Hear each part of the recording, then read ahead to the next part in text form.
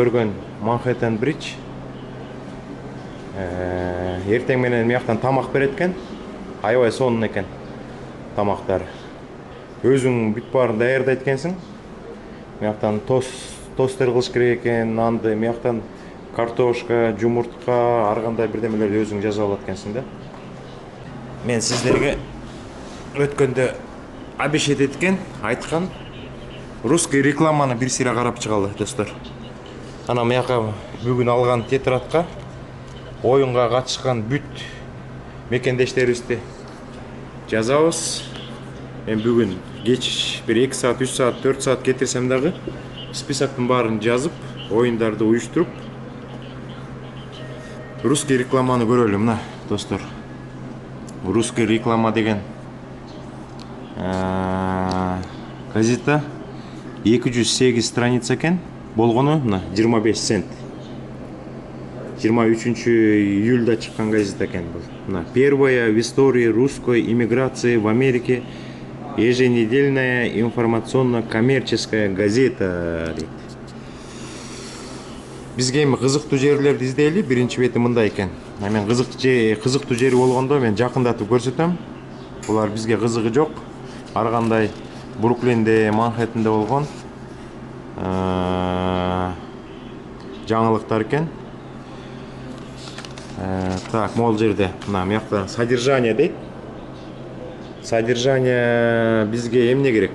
Бизге section C менен section D керек экен. Анткени мякта услуга адвокатов дейт, иммиграционный сервис дейт, автошколы дейт, работа дейт. Мына работа 21 страницадан 73 страницага чейин экен. Анан недвижимость дейт мына квартира рент деген. D section'дин 12 страницасынан 22 страницага чейин карайбыз. Так, мен листать этип ошол жерге чейин жетейин. Бул жерде мына эмекта кимкен? Адвокаттар да көп бар, көп адвокаттар бар. Медицина боюнча ар кандай жаңылыктар бар.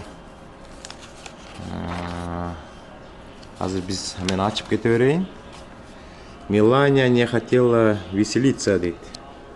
Меланияга эмне болгон, настроениясы жок экен. Так, монтип ачып кете беребиз, достор. Бизге керектүү жерлерде. Мына обучение трудоустройства дейт.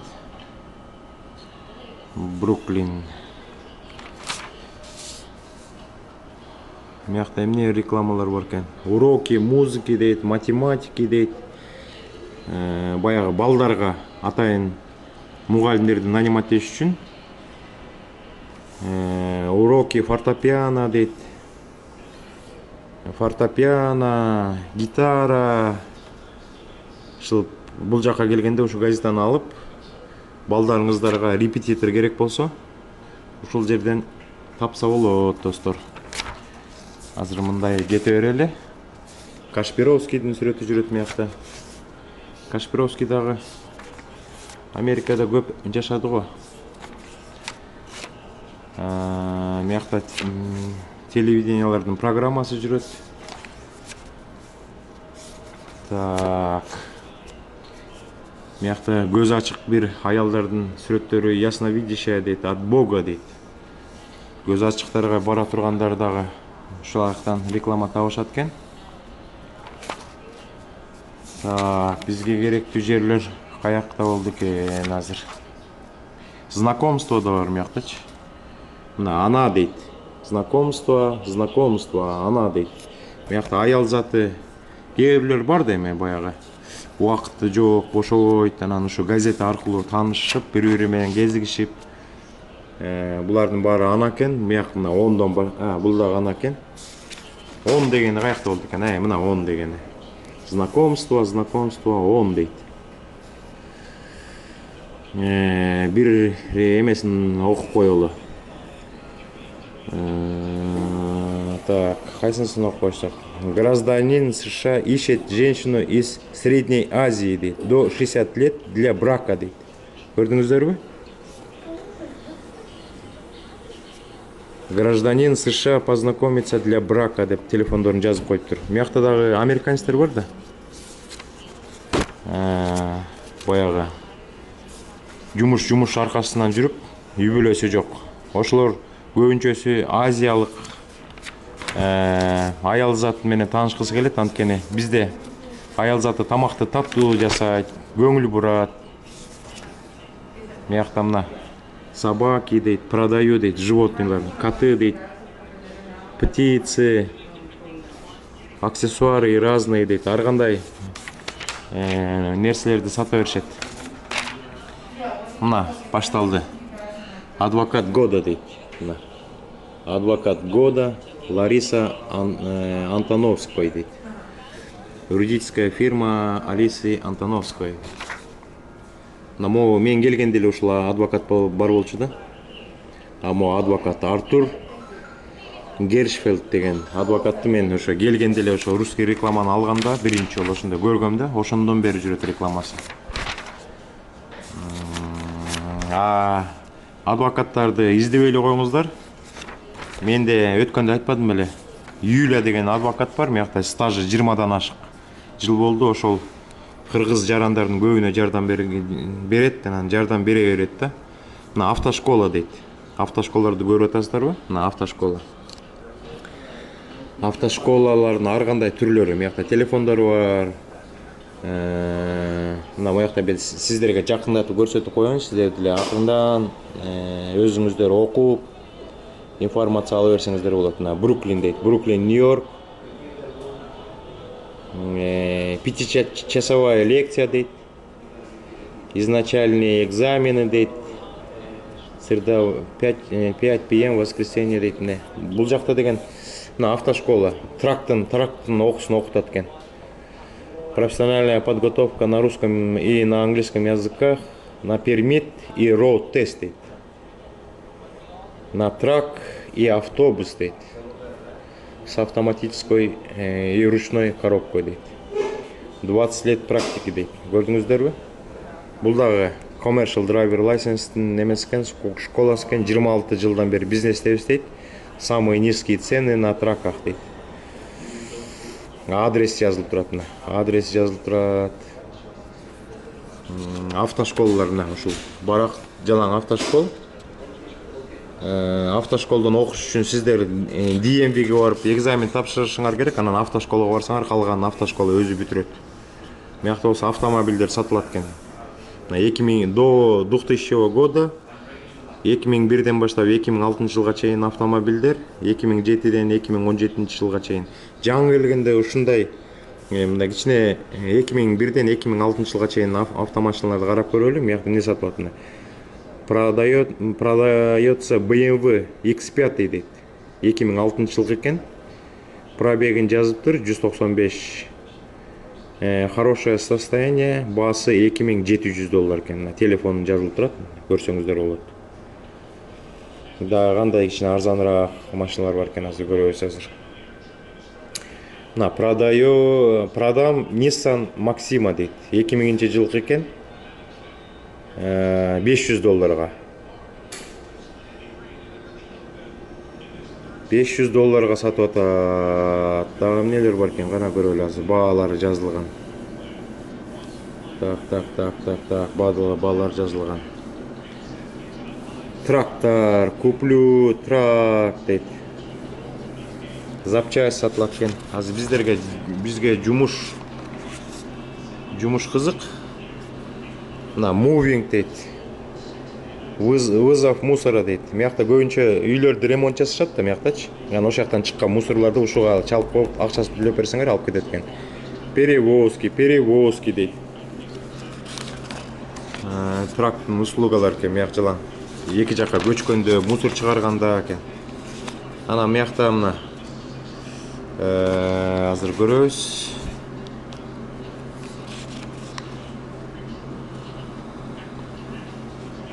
Так. Приглашаем на работу дейт. Булар эмелер болуш керек да, жана карларды карай турган атайын фирмалар чакырып атат жумушка. Мына мыякта сүрөттөрү турат. Карларды карай турган балдар кыздарды даярдашат экен.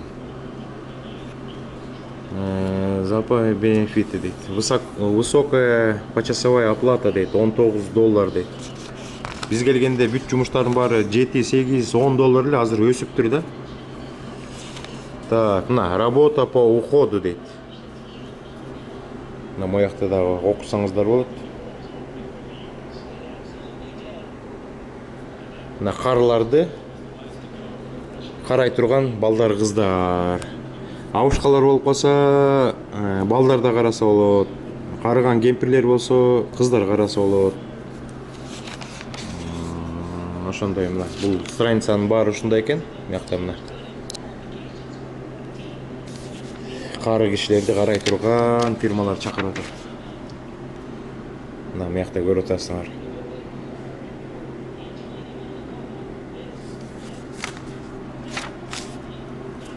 Мына требуется няня дейт, с проживанием на 5-6 дней, неделю дейт, Нью-Джерси дейт. В обязанности входит уход за 2 девочками дейт. Бирөөсү 3 месяц дейт, бирөөсү 3 жыл 8 айлык кыз экен. А также помощь по дому дейт.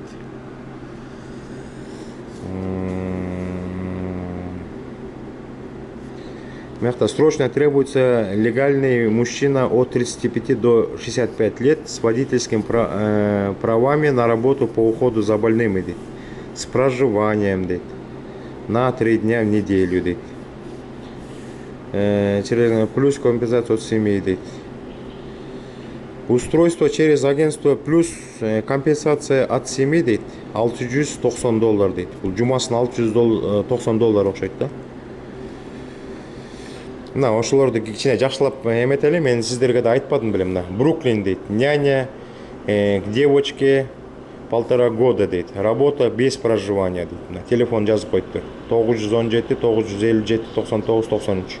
Ошол жака чалып билсе болот. Мына Бруклин дейт. Работа по уборке дейт. Квартира дейт. 1 саатта $16 дейт. Эгер 10 саат иштесе күнүнө $160 болот да.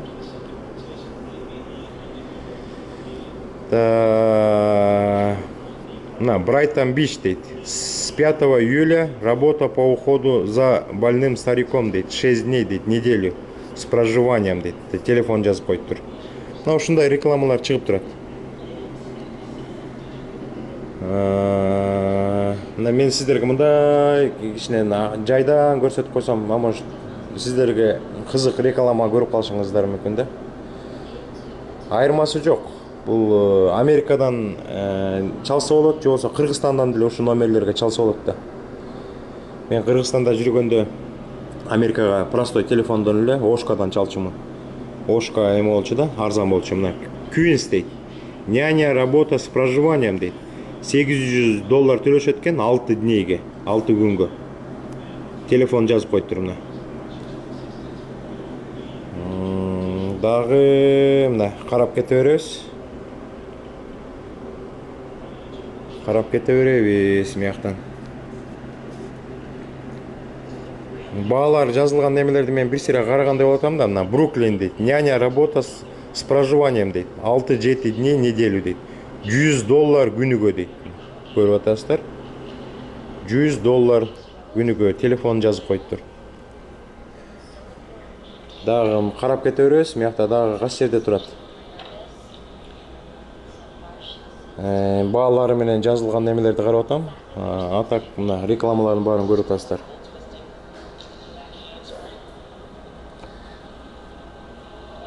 Работа home attendant дейт. Четверг, воскресенье дейт. С проживанием $15 1 саатына дейт. Чек менен беришет экен буларчы.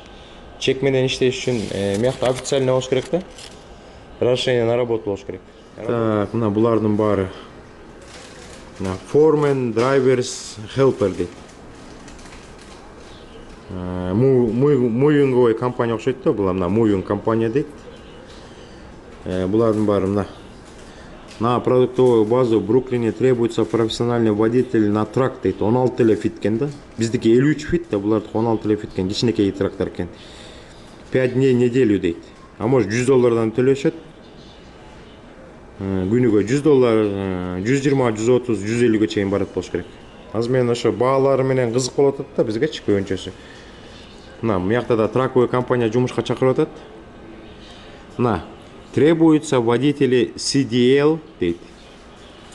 Оплачиваем все мили или проценты от стоимости груза дейт. Средний доход $12,000 $20,000 чейин месяц деп жазып атат. Мына көрүп атасыздар. Средний доход $12,000 $20,000 чейин месяц дейт. 24 саат диспетч кылышат экен, жүктөрдү тап берип турушат, баарын айтып турушат. Также приглашаем владельцев траков дейт. Өзүнүн трагы менен. Мен азыр бул жумушка барсам болот да, мени вообще суроосу жок эле алат. Мен стажым 6 жыл, өзүмдүн трагым бар, өзүмдүн трейлерим бар. Эгер могу телефонго чалып, мына Владимир дейт. Пенсильванияда экен, Филадельфияда экен. Чалып туруп, жумушка аласыңбы, брат десем.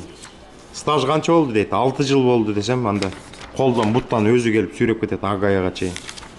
Мен да ушул русская рекламаны колдонуп жумуш издеген биринчи жолу. CDL драйвер лайсенс алганда ушул газетадан мен 100га жакын компанияга чалып, ошондон 2 компания мени жумушка чакырган.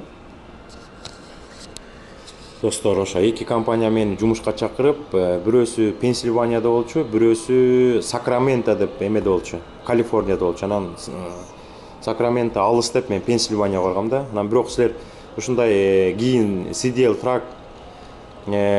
траковый компанияга кирем деп праваны алып кирсеңер, мыякта көбүнчөсү поляктардын компаниясы бар, украинецтердин, орустардын компаниялары бар. Анан көбү лапшаларды илип кулакка алдап коюшат да. Мен да алданып калгам башындачы. Башында келгенде көп нерсени билбейсиң. Мени Бруклинге жумушка чакырышкан, дагы үчүнчүсүн унутуп калып турмун. Бир тааныш бала айткан, моякта мен Натар деген компанияны билем. Ошол жака жумушка орношпойсуңбу, мен жардам берем дегенден, жок, мен жумуш таап алдым деп Пенсильванияга кетип калган. Көрсө ал Натар деген жаңы водитель келгенде $800 берип, анан Калифорнияга жиберет экен, жаныңа бир опытный кишини кошуп коюп. Мен болсо алданып Пенсильванияга кетип калсам, аякта мени ученик кылып, жаныма бир опытный водитель отургузуп, жума сайын алмаштырып ошо водительдерди мен Калифорнияга барып келчүмүн. Мен биринчи жолу Калифорнияга барып келгенде бир жумада барып келебиз 2 киши. 5 күндө, 6 күндө, 7 күндө барып келчүбүз. Ошондо бир жумага мага $300 төлөп берген биринчисинде. Экинчисинде барып келсем 400, үчүнчүсүндө 500, анан 600, 700, 800, 900 деп келип, анан теги бир 7-8 жолу Калифорнияга барып келгенден кийин мен зарплатамды 1000ге чейин которгон. Анан алар менен кичине түшүнбөстүк болуп кетип, кайра көтөрбөй калышкан зарплатамды. Анан мен жанагы Натар деген компанияга келгем, экинчи компаниям Бруклиндеги Натар деген компанияга келсем, бир 2-3 ай иштеп калдым, 2 айбы ушундай иштеп калдым да тиги компаниядан. Ушул Натарга келсем, мага сразу $1,500 берген. Анда мен Вашингтон, Сиэтлга барып иштеп калгам да. Тим менен иштедим, анан өзүм жаңы иштедим. Ал өзбектердин компаниясы болчу, өзбек туугандардын компаниясы болчу. Анан жумасына 1,5 берип, мен ошондон баштап 6000ден жумасына таба баштагам да. Так, достор, ошондой алданып калбаңыздар. Ошон үчүн деген азыр биздин кыргыз жигиттер Чикагода толтура компания ачып атышат. Манас Экспресс, KG Line, өткөндө мен Карагат деген жаңы ачылган эмени көрдүм. Траковый компанияны көрдүм, капталында бир трак өтүп кетти, Карагат деп. Ошон үчүн кыргыздардын эле компаниясына барсаңыздар, алар сиздерге аябай көңүл бурат, сиздер үчүн күйөт. Башка компанияга барып, трагыңар сынып калса, оңдоткондон кийин чаласың деп коет. Биздин кыргыз жигиттер өзлөрү жардам берип, жанталашып, оңдогон жерди издеп, башка трак бере калып, силерди тургузбай, иштетип, аябай жардам берет. Мына, достор, дагы уланталы. Мыякта мына кафе Бруклин требуется повар дейт. Горячий цех дейт. Мына $20 1 саатына. Повар болсоңор дагы абдан сонун Америкага келгенде. Мына көрдүңүздөрбү? Сонун кылып реклама чыгарып коюптур, саатына $20 беребиз дейт. Ресторан мына Shipset Bay дейт. Shipset Bay Брайтон Биштин жанында эле, бир эле остановка жылсаңар өйдө. train менен. Требуется повар дейт мына. Небольшому кафе Нью-Джерси требуется повар дейт. Мякта дагы эмне? Помощницы барменов дейт. Бармендер булар блатной болот да. Бармендер ошо кафе, ресторандардагы блатной эмелер, кишилер болот, бармендерчи. Анан ошолорго жардам катары базбойлорду алышат да. Базбой деген бул эменин жардамчысы болот. Бармендин жардамчысы болот. Мына мыякта деген $110 за вечер дейт. Обучаем дейт. Ошо бул жака хелпер болуп, жанагы базбой болуп барсаңыздар, бармендер силерди эки жака чуркатып гонять этет. Давай столду жыйнап койчу, тиги тамакты алып келе койчу деп. Зато жумушту үйрөнөсүңөр. Мына күнүгө за вечер $110 төлөп берет экен. Зато бармендин жумушун үйрөнүп алсаңыздар, кийин жакшы жумуштарды иштейсиздер да. На Бруклин на постоянную работу хлебопекарню дейт. Требуется пекарь дейт. Желательно с опытом работы дейт. Көрдүңүздөрбү? Опыт работы аябай керек мыякта Америкадачы. Ошон үчүн бул жакта деген эмелер ценителет. Мына повар, бармен, парикмахерскийде иштегендер, опытныйлар, стройкада иштегендер, ошол опыт керек да мыякачы. Дейт. Мына пекарню требуется работник, вечернюю смену работа с 5 вечера дейт. Кечинде саат 5-те барып, анан эртең мененке чейин иштеп, анан үйгө барып, күндүз эс алып, анан кечинде кайра 5-те келип туруш керек. Так. На требуется магазины на базы склады дейт. Рабочий магазин, работа дней недель дейт. 2-ден 5 күнгө чейин экен дейт. Азыр баалары барбы экен мыякта баалары. Баалары менен кызык болуп атат да бизгечи. Сиздерге ориентировка алганга.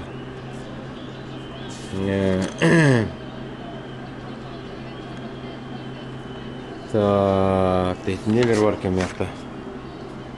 Баалары менен эмнелер бар экен? Так, слесари дейт, сборщики, механики, наладчики дейт. Кыргызстанда цинц этпеген жумуштар мыякта аябай цинц этилет да. Кыргызстанда ой тиги тиякты иштейт турбай, ой буякта иштейт турбай деп көп барктабайт да. Америкада бүт жумуштар баркталат. Идиш аяк жусаң да баркталат, коро шупурсаң да баркталат. Так, мыякта дагы эмнелер бар экен? Требуется мына стройка аябай өнүккөн Америкада. Сантехниктерди издешет экен, помощников сантехника дейт. С опытом работы в Америке и правом на работу дейт. Мыякта мына электриктерге аябай цинцетилет мыякта. Стекольщики дейт, и помощники дейт. Ушундай бир жумушка кириш керек да, кирип туруп анан үйрөнүп аласыздар. На строительную компанию требуется плотник, универсал дейт. Оплата 25 саатына $25 төлөшөт экен. В зависимости от опыта дейт. Көрдүңүздөрбү? Плотник болсоңуздар сиздер Кыргызстандан стажыңар бар, может 5 жыл, 10 жыл.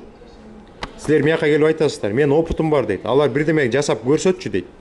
Мону кандай жасайт, могу жыгачты кандай кылат, могу кандай иштейт, моундай инструмент менен иштей аласың дегенде шуулдатып иштеп койсоңор, мына саатына $25 берет. Анан опыт кийин кошулган сайын кошуп турушат булар. 25тен 27, 28, 30га чейин апарат, 35ке чейин апарат.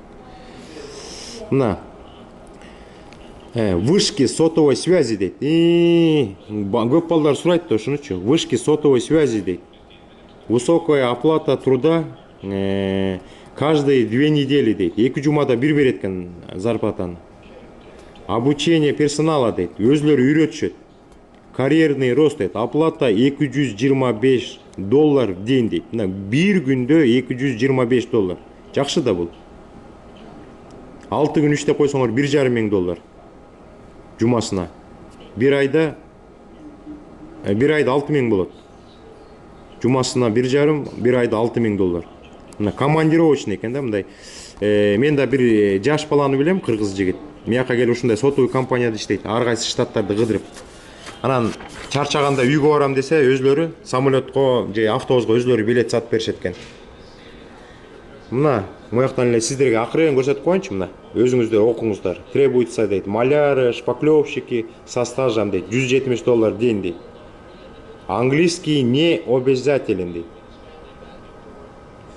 Көрдүңүздөрбү? Английскийдин деле кереги жок экен. Жалаң орустар иштейт аякта. Мына сиздер өзүңүздөр окуңуздар. Зарплата от 25.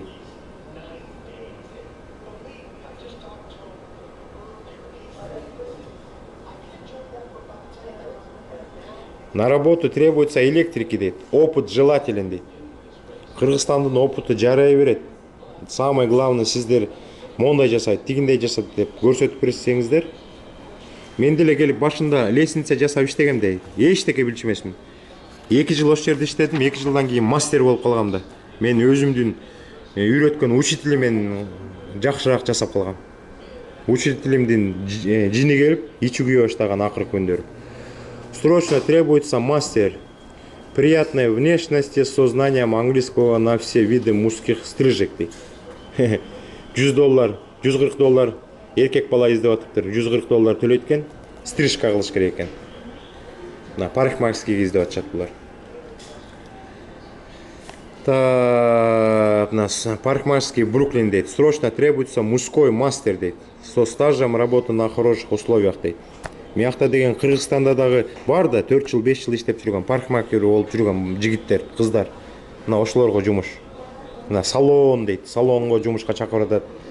Тырмак жасаган, чач жасаган, каш жасаган, көз жасаган кыздар миякта аябай ценит этишет. Ана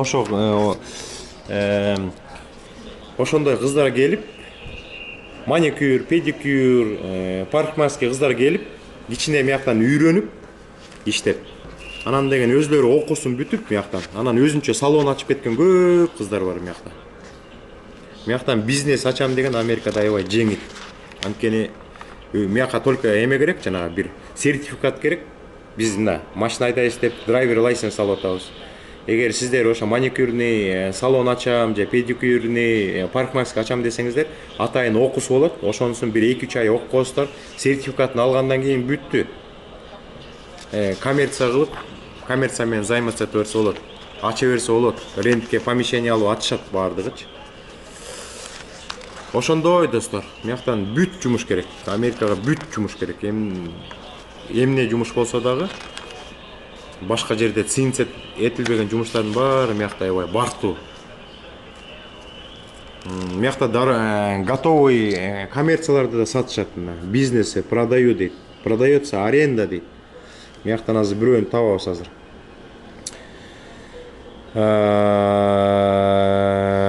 Мына продается престижный дейт. Барбершоп деген парикмахерский да, жана кичинекей балдардын, эркектердин чачтарын алат.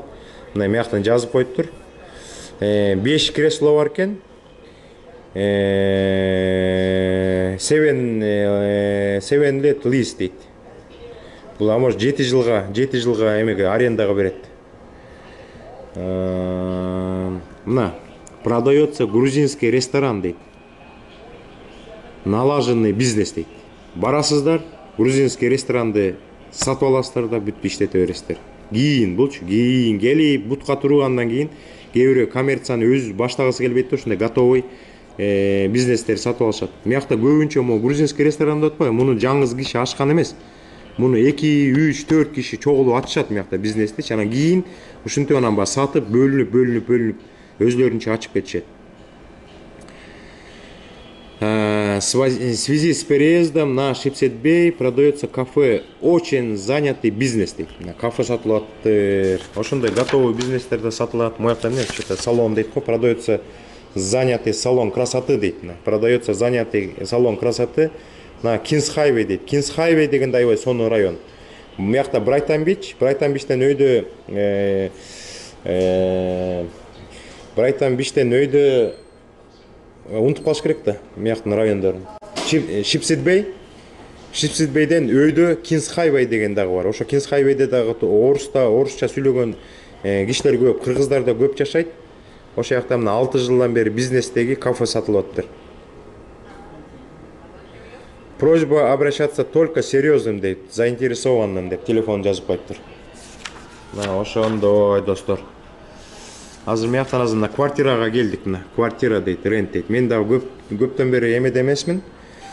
Моякта мына apartment for rent дейт. Мына студио дейт. Студио деген бизде деген однокомнатный квартира. Студио деген кухнясы болот, анан залы болот да мына. Боро парк дейт студио $1000 экен айына. Kings Highway дейт студио $1145 экен. Студио дейт $1300 экен бир айда. Мына студио кыргызча однокомнатный квартира $1100 экен. Анан деген көп жарандары сурай бератпады эле. Мен 5000 апарсам жетеби, 10000 апарсам жетеби жашаганга, үйгөнгө. Мияка келгенде биринчи үй табыш керек. Мына однобедрум дейт. Однобедрумный квартира дейт. Бул однобедрумный квартира кыргыздардын двухкомнатный квартирасы сыяктуу да. Ошондо Kings Highway'ден мына $1550 берип атыптыр. Ocean Parkway менен Avenue R'дын кесилишинде $1550 берип атат. Двухбедрумный квартира, бул трехкомнатный квартира кыргызча санаганда. Avenue Z'де $2000 берилип атыптыр. Ocean Parkway Avenue R менен кесилишинде 1925 экен. Мына да өзүңүздөр көрсөңүздөр болот. Мына мякта да берилип атат баалары. Ана мякта көбүнчөсү агентство болуп калат, достор. Достор, анан бул жактан байкаш керек да. Мякта деген агентстволор болуп калышы мүмкүн. Эгер могу квартира, например, квартира 1000 студио, например, однокомнатный квартира кыргызча 1400 болсо, булар деген эме сурашат да башында. Бул агентстводагы өзлөрү сурашат да, таап берген үчүн деп. Биз сизге таап берген үчүн дагы бир ушунча оплатаны бересиз дейт. 1400'дү алар өзлөрү алып калышат. Кээ бир аферистер бар, мындан 2 эсе өйдө бересиң дейт. $2800 бизге бересиң дейт. Андан кийин ушул квартирага кирсең болот дейт. Анан мунун да хозяйыны бар да. Анан мунун хозяйыны депозит деп сурашы мүмкүн да. Эй, сен деген $1400 киресиң, бирок мага деген 3 оплата беришиң керек. 3 оплата болгондо сен деген $4200 сен мага бересиң. Анан $1400 төлөп сен кире бер. Анан сен кийин кетем дегенде сен мага 3 ай мурун айтышың керек. Анан мен ошо 3 айга сен берген акчага 3 ай жашап анан чыгып кетишиң керек. Эгер сен эрте чыгып кетең десең, биз акчаңды бербей коебуз деп айтат да. Мына моякта деген эме дейт, сдается комната дейт, ищу roommate дейт. Roommate деген бул бир комнатада 2ден 3ден киши жашайт. Кээ бирлер квартира снимать этет дагы, анан ушундай roommate-терди издей баштайт өзлөрүчү. Өзлөрү 1,5 снимать этет дагы, анан ошо 1,5-ды roommate-терге бөлүп жашатат дагы, анан өзү эчтеке төлөбөйт да, ушундай кишилер да болот. Так, мына мен сиздерге бир сере өтүп коеюн мындай.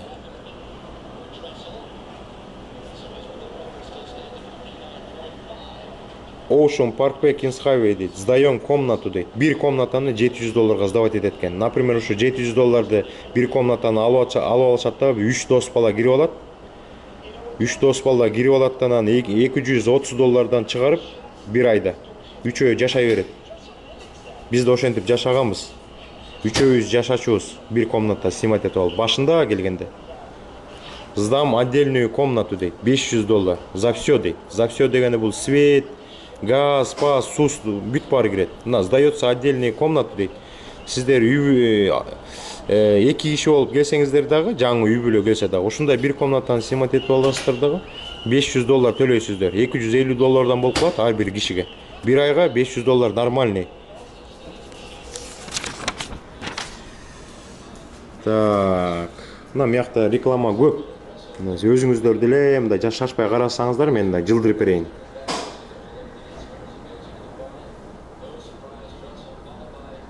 Анан деген тиги видеону шашпай түрдүрүп коюу, анан шашпай бир сыйра мына орусча рекламалар. Өзүңүздөр дагы шашпай окусаңыздар болот. Анан сиздерге көрүп бүткөндөн кийин мен бир экөөнө токтолуп түшүндүрүп коем.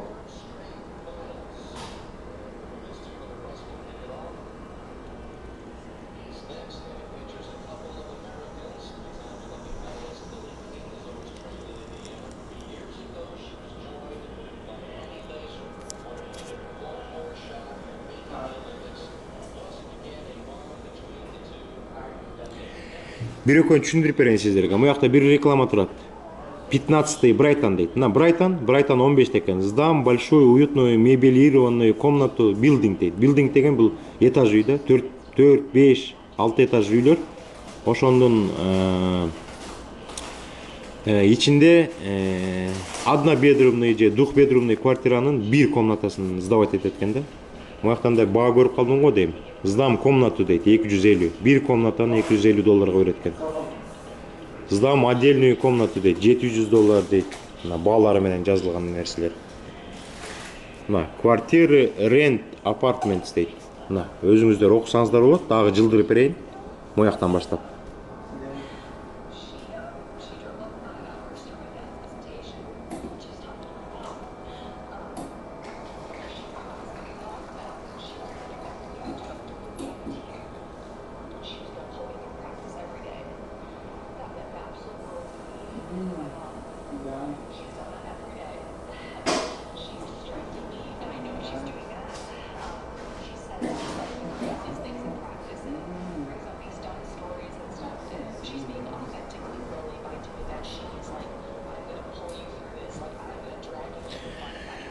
Бесплатно прием частных объявлений дейт. Круглосуточно. Эгер силердин рекламаңар болуп калса, мына могу телефонго чалып, өзүңүздөр реклама берип койсоңуздар, анан бесплатный экен да, бесплатный.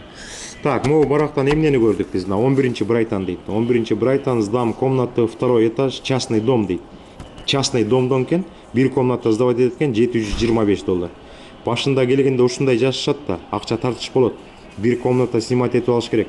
Анан ушундай жашаш керек. Кийин анан однобедрумный, двухбедрумный квартираларга чыгып кетсеңиздер болот.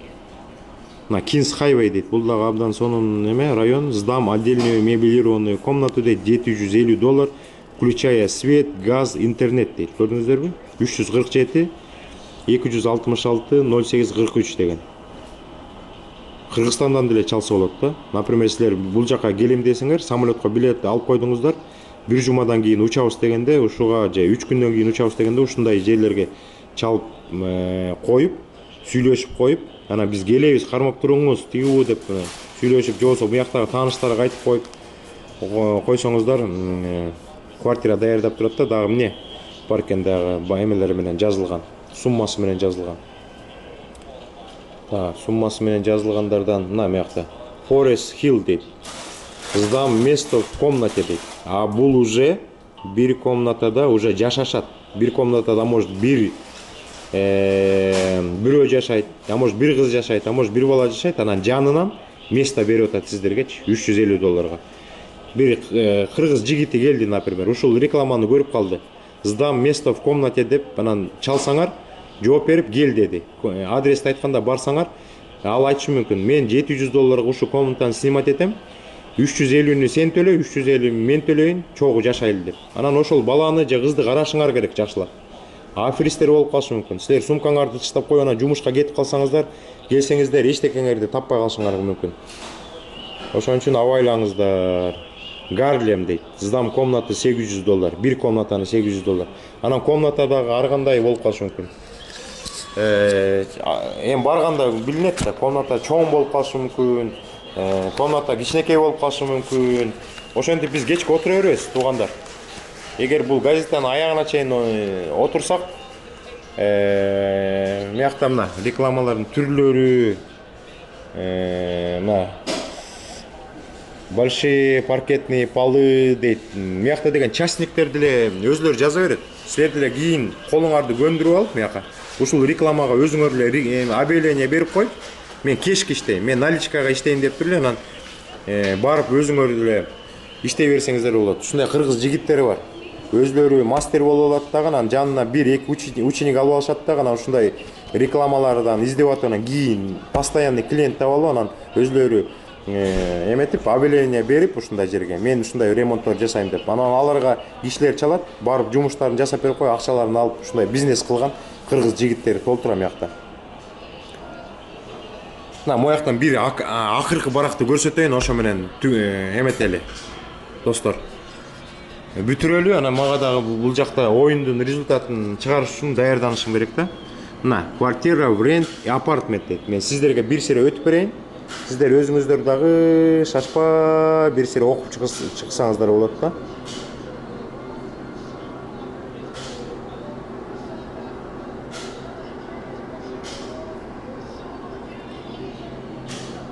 Мына шашпа сиздерге өткөрүп берейин.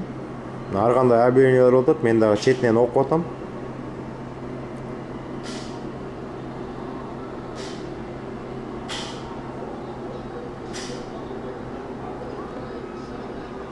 Көлөкөйдө болуп калышы мүмкүн.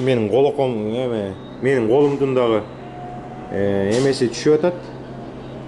Көлөкөсү түшүп атат, жакшы көрүнбөй калышы мүмкүн. Мына мондайларды издеш керек да. Хозяин сдает однобедрумную после ремонта в частном доме, новая кухня и техника, дейт. Все билы включены, дейт. Имеется драйвей для 2 машин за дополнительную плату, дейт. Мыякта сонун машина аябай парковка кымбат, эки машина кое турган парковкасы отдельно төлөп берсе болот экен да. Мыякта Кыргызстандан бир семья келди. Хозяин сдает дегенди караш керек. Сдает болсо анда хозяин менен сүйлөшө турган жеңил. Агентство деген кымбат болуп калат. Ушундайларды издеш керек. Кыргызстандан бир жаш үй бүлө келсе, балдары менен ушуга чалып, анан барып сүйлөшүп, жакшы кишилер болуп калат арасындачы. Так, до конца эметейин, көрсөтөйүн сиздерге. Мына, хозяин сдает однобедрумную квартиру, дейт. 7-й этаж, рядом океан, дейт. Доормен 24 часа эшиги бекилет экен. Секьюритиси бар экен. Спортзал, рядом транспорт, магазин, дейт. Хозяин сдавать этип атат. Так. Мыяктан дагы азыр бир жол өтөбүз, мына могу жерден баштап. 2 жол өтөбүз, ошо менен бүтүрөбүз, достор.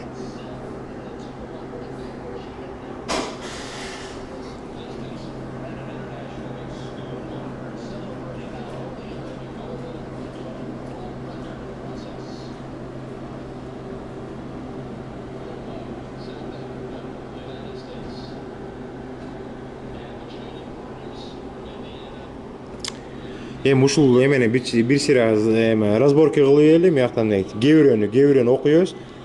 Сдам большую комнату, дейт, полубейсмент, дейт. Бул деген полуподвальный дом экен, частном доме, дейт, транспорт рядом, дейт, $450. Бир комнатаны берет экен.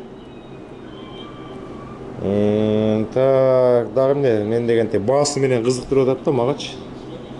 Баасы менен болсо ИС 7, дейт. Авеню H менен сдам квартиру, дейт. С отдельной кухней, дейт. 1-й этаж, $1280. Дагы эмнелер бар экен мыякта баасы менен? Шипсетбей, дейт. Шипсетбей дагы аябай сонун район. Өзбектер туугандардын кафелери бар. Орустардын магазиндери бар. Жакшы районда. Сдам Волкин, дейт, студия. Все новые, дейт, $1250 студио. Бул кыргызча однокомнатный квартираны $1250. Включен газ, дейт. Значит, калганын өзүңүздөр төлөйсүздөр да. Свет, суу деген, мусор дегенге. Мына сдам односпальную квартиру с ремонтом, дейт, $1600 айына. Шепсетбей, дейт, сдам мебелированную студию со спальней, дейт, $1450, дейт. $1450 однокомнатный квартира, студия берилип атат.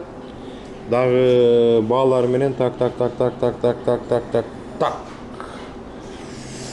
Могу жерден карайбыз, азыр мен көрдүм эле могу жерде. Манхэттен Бич, дейт.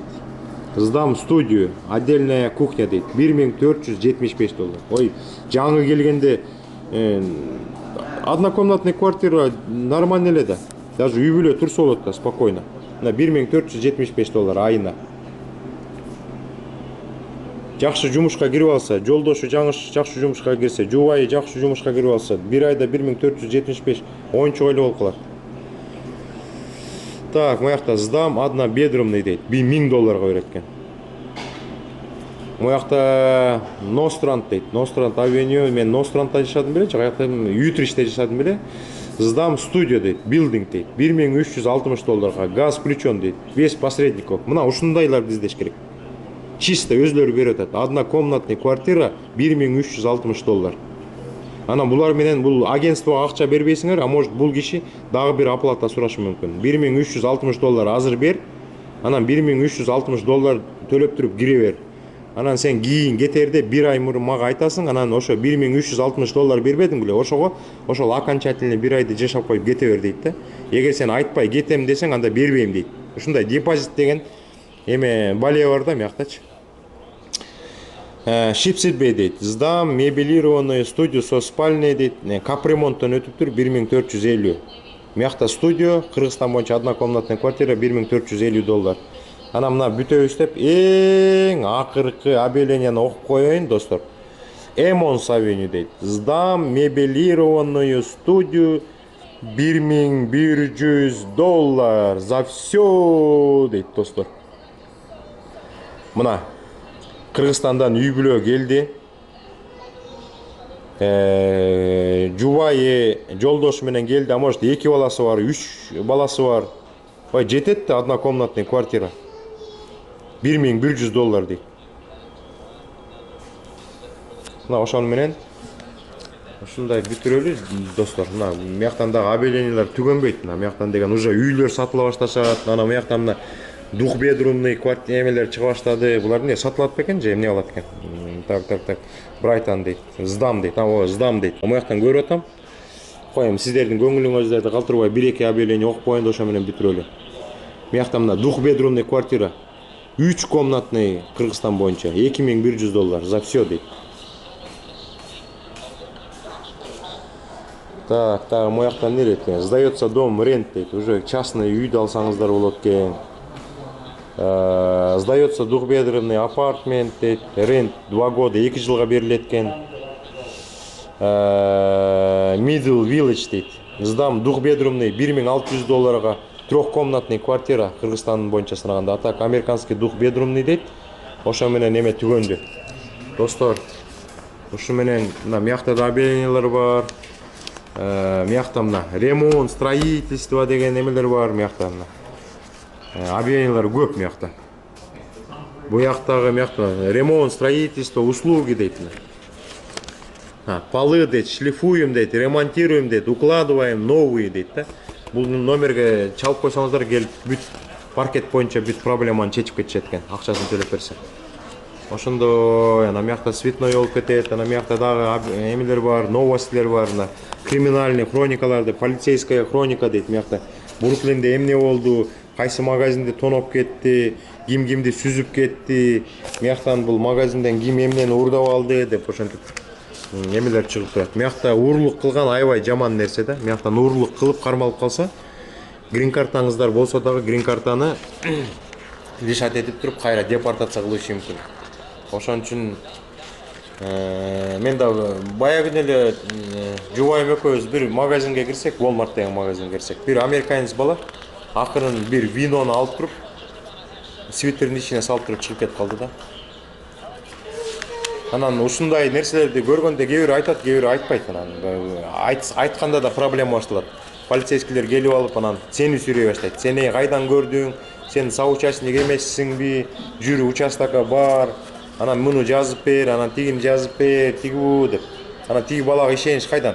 Тиги ооба чогуу болчубуз, анан тигинтке эмес деп койсо эмне кыласыңар? Кантип кутуласыңар? Ошон үчүн сиздерден суранам, андай жаман иштерге кошулбай эле коюңуздар. Ошондой, достор. Мына русский рекламаны бүттүк. Бул программа 1 сааттык программа болмой болду го дейм. Ох, чарчап калдык. Кичине эс алалы дагы. Акырындан оюнга катышкан катталуучулардын списогун түзөлү. Чарчоо сезими ойноп турат, ошондой эле кылабыз го дейм.